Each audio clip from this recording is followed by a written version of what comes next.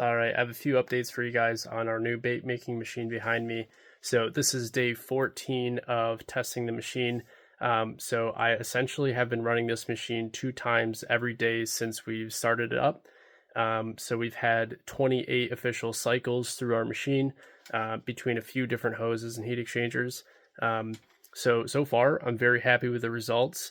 I had a few hiccups in the beginning with burning plastic and the heat exchangers. I had to blow out a heat exchanger one of the days, but I learned really quickly that I had to not set my temperatures too high and wait too long.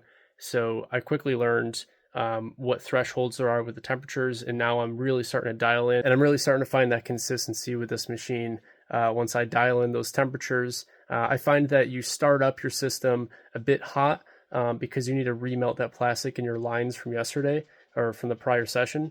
And so once it's up to temp, you start flowing after a little while. You just have to be patient for it to start flowing.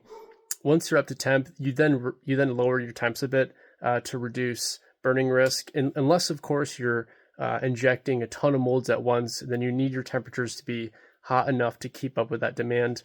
But unless you're doing that, you really got to set your temperatures down a bit to really allow your plastic to sit in your pots or your heat exchangers and your hoses and not burn. So like I said, I'm 28 cycles in right now. Overall, I'm happy with the performance. It's doing a good job.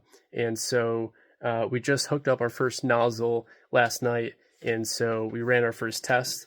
This is essentially the nozzle's our last component to test on this machine. And we learned a few things really quickly. The first thing was our housing needed to be better insulated, needed to be properly insulated. And so, because the nozzle body was getting too hot for me to touch. So we're going to go back to the drawing board real quick and then properly insulate our nozzle bodies, which I'm not surprised. We kind of saw this coming. So it's not a big issue. We just need to do a better job at insulating that so that you can more comfortably grab it. But of course, we will absolutely recommend that you need to wear gloves regardless of the temperature. The second thing we noticed was we're getting some leakage out of the nozzle tip after you release. And so with all that back pressure, it's still forcing through a little bit of plastic. And so we think we have a little design tweak that we can make to greatly reduce that and ideally eliminate any leakage. We're really shooting for zero leakage. So we just need to make that tweak to the design here, and we should see better results pretty soon.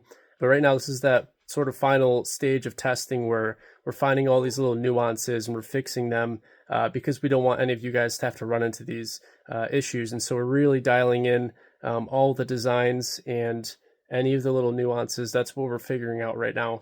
And so once we throw our nozzle back together with those small changes, we're going to start to actually test running some molds. And once we start making baits and running molds, that's essentially your final stage of testing. And I'm really excited to show you guys this machine actually making baits pretty soon. And from there, once we kind of have all these things dialed in, we're going to be looking for our first few customers. And so I'm calling this our Founders Club. Ideally, we're looking for 3 customers. We're going to be working really closely with those customers day in and day out and really making sure they set up their systems properly and dialing them in. And so that's kind of where we're at right now. We're getting close to looking for people for that Founders Club. And yeah, we're getting close. And overall, we're feeling pretty good, pretty confident. We just have a few things to tweak here and there. But stay tuned because there's more coming soon.